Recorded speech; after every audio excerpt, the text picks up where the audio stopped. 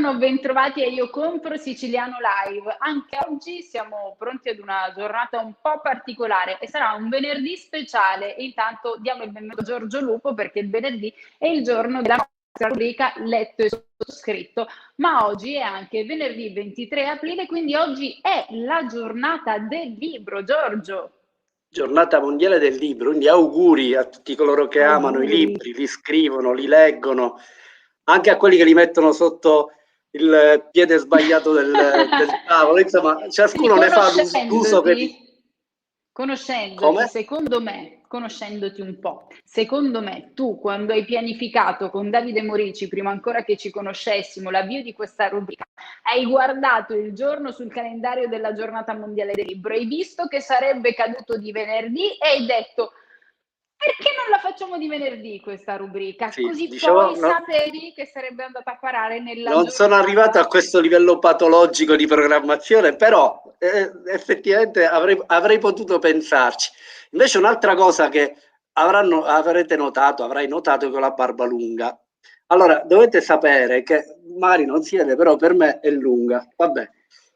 Dovete sapere che Eliana, nonostante aspiri a fare Babbo Natale. Come? Aspiri a diventare Babbo Natale da qui a dicembre? Però di no, per la panza più che altro, ancora la barba, la panza vorrei tenerla sotto controllo. Eliana, ancorché si spacci per mia lettrice dicendo il mio scrittore preferito, bla bla bla, ancora lei, la Tana del Polpo, a parte la copertina che è lì, dov'è? Qua?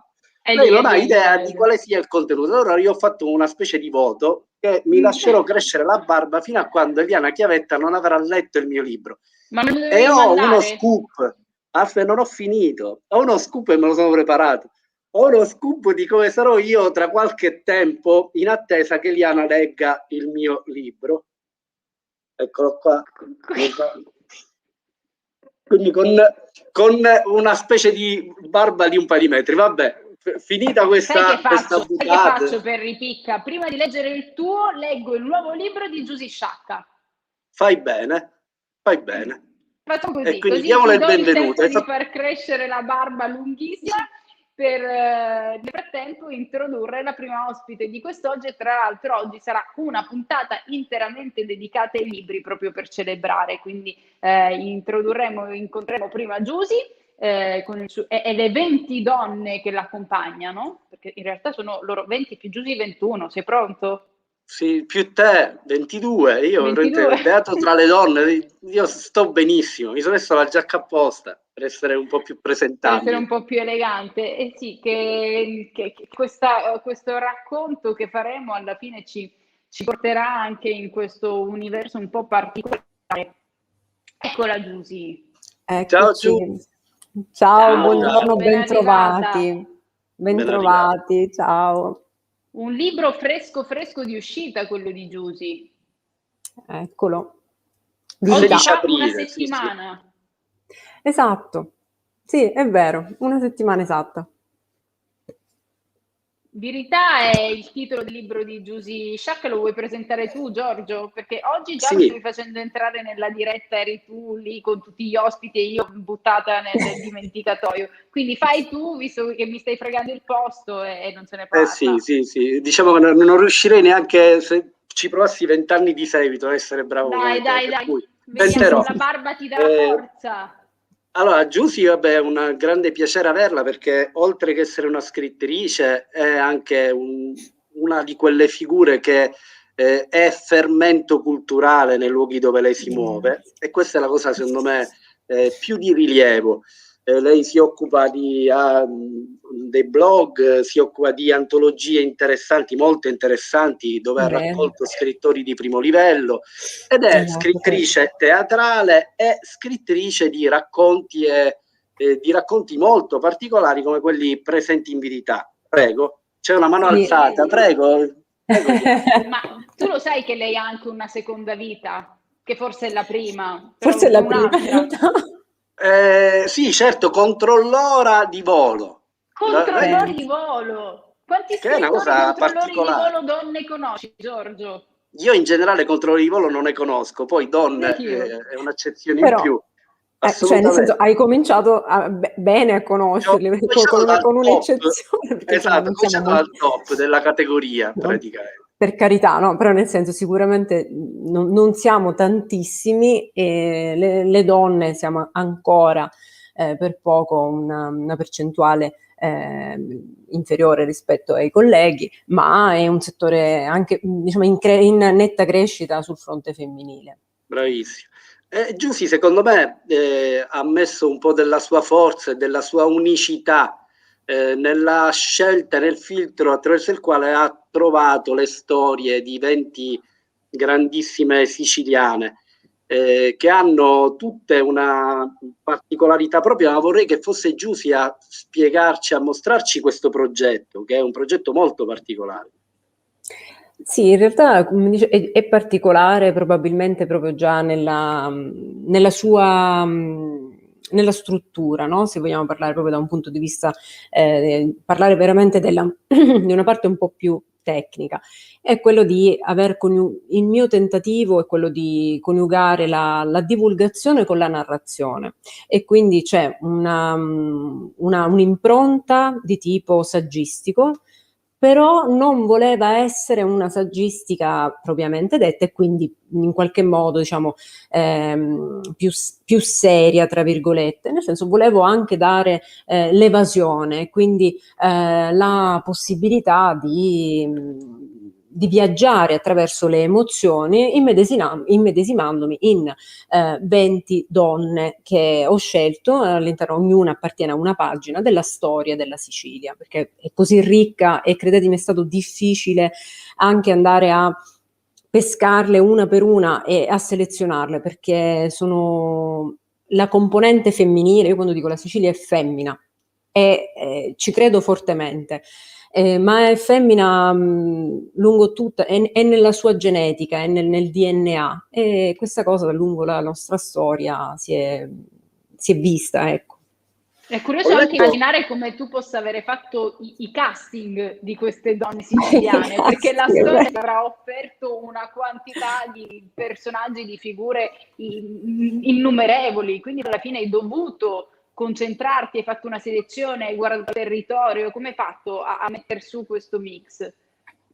Allora, di fatto diciamo che io di alcune figure questo è un processo di ricerca di fatto che è iniziato per mia, spontanea, volontà, diciamo per mio spontaneo interesse.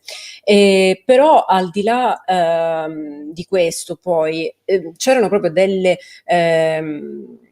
delle donne alle quali io ero affezionata, verso le quali comunque ero attratta proprio per le loro esperienze, per la loro storia e altre che invece man mano scoprendole mi sono letteralmente venute incontro e ho scelto quelle in cui poi forse ho ritrovato anche parte di me. Ci dice alcuni dei Ecco. nomi di queste donne, così capiamo di chi stiamo parlando. Allora, io ho cercato in qualche modo di raggrupparle, non di creare delle categorie perché sono contraria di mio a categorizzare, però quantomeno dare un senso, una coerenza tra dee, sante, regnanti e nobildonne, innovatrici, rivoluzionarie, le letterate, le donne di scienza. E alcune tra queste sono molto note. Quando vi parlo di Santa Lucia, di Aretusa, della baronessa di Carini, vi sto parlando di persone, di donne che sicuramente avrete incrociato già a scuola per interesse, ma ci sono alcune, per Ma tu esempio, non che sono racconti la legate. loro storia, quella che Io, tutti ra- conosciamo. io le introduco, nel senso fornisco proprio all'inizio, diciamo, ci sono delle brevi informazioni di contesto, no? È quella parte, diciamo, di tipo saggistico, tra virgolette, a cui mi riferivo prima. Nel senso, inquadro, no? Cerco di inquadrare, far... Il periodo eh, storico, quali erano le esatto. circostanze all'interno delle quali si sviluppava la loro vita. Esatto, in modo tale che il lettore viene accompagnato, dopodiché si apre letteralmente la narrativa e c'è un momento clou della vita di ognuno di loro nel quale prendono la parola e dicono quello che pensano. In realtà era una mia curiosità, io mi sono sempre chiesta ma chissà cosa avrà pensato, quali pensieri avrà avuto in quel momento quella donna della storia che faceva questo o quell'altro. Altre sono invece legate alla leggenda. Noi abbiamo avuto una pagina, per esempio, in Sicilia, la pagina della islamica, la pagina della Sicilia ebraica, sembrano dei momenti dimenticati, eppure ci sono state donne e uomini che hanno dato un contributo enorme alla cultura, alla storia, anche per dire alla gastronomia siciliana.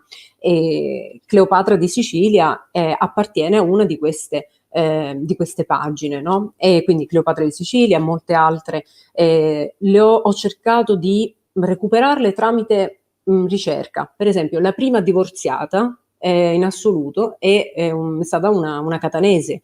O ancora Maria Pizzuto Cammarata è una delle fascianti, una delle prime donne che ha parlato ai congressi di politica ed era di Piana degli Albanesi. Quindi diciamo l'assortimento è molto vario, però il comune denominatore è la nascita siciliana e la nostra storia.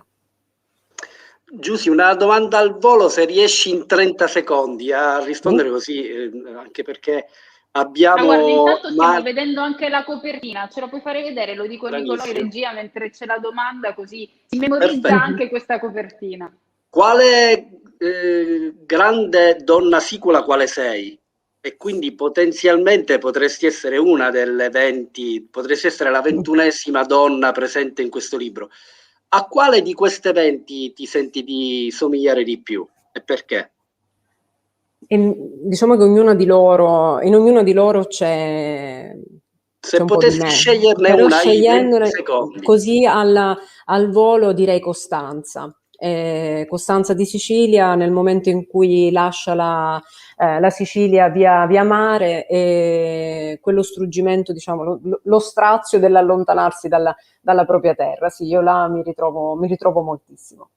Che tu vivi, quindi ricordiamo, tra Roma e Siracusa, esatto, quindi questo strappo dalla terra ogni tanto lo devi affrontare. Grazie. Sì. Grazie quindi, a voi. Quando si conosce almeno una siciliana nella vita, direi che leggere questo libro può aiutare anche un po' a capire le nostre antenate, le loro forze, le loro debolezze, i loro patemi d'animo e quello che avrebbero potuto dire se di loro non ci fossero arrivate soltanto le gesta trascritte nei libri di storia, nei poemi, nei miti, nelle tradizioni, che ricordiamo spesso e volentieri erano scritte da uomini, chiudo parentesi, e questa volta è una donna a dar voce a queste donne della Sicilia, di luoghi e stati diversi, di province diverse, di epoche completamente diverse, di estrazioni diverse. E quindi devo dirti, mi sta suscitando grande curiosità questo libro. Intanto ringraziamo Giusy Sciacca per questa verità di queste donne. Grazie a voi. Grazie mille per l'invito e l'ospitalità. Ciao a tutti. Grazie. Abbiamo un piccolo stop, 15 secondi per ricordarci il nostro marketplace www.comprosiciliano.com e torniamo con un altro super libro.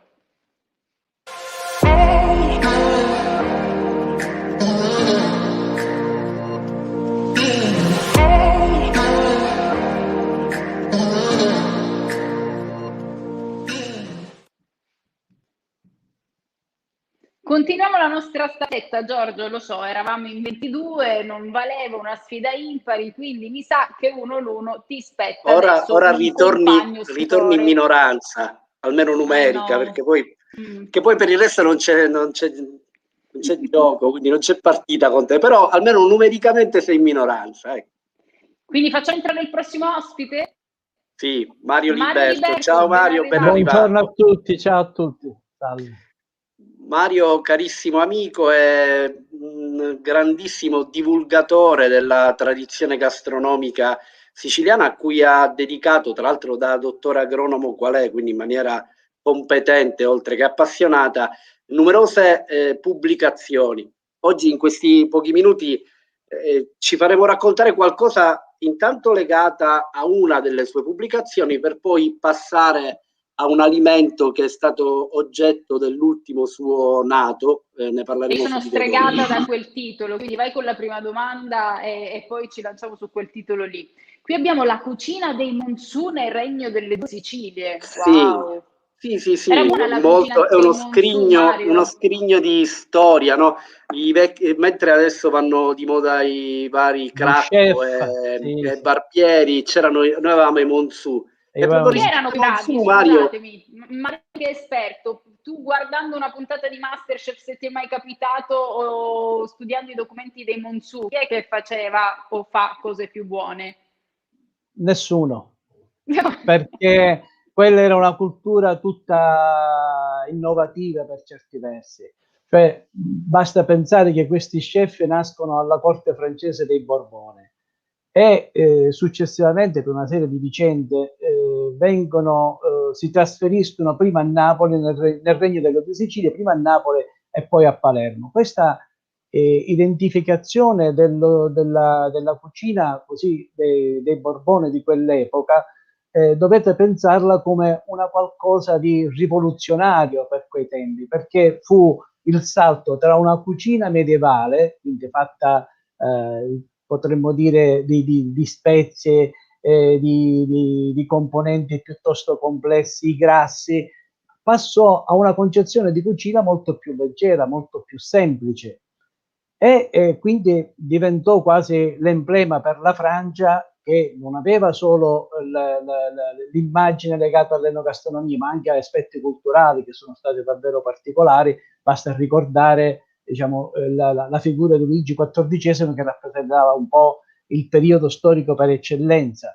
E quando si trasferì questa cucina durante meglio dopo la rivoluzione francese, arrivò nel Regno delle Due Sicilie, passò da Napoli, quando Ferdinando IV arrivò a Palermo, ci fu uno scontro culturale, ma di grande portata, perché i nostri Monzù, lo sappiamo tutti, non erano secondi a nessuno, si chiamavano Messier le Chef, ma noi un po' l'abbiamo sicilianizzato chiamandoli Monzù, riducendo il loro nome in Monzù.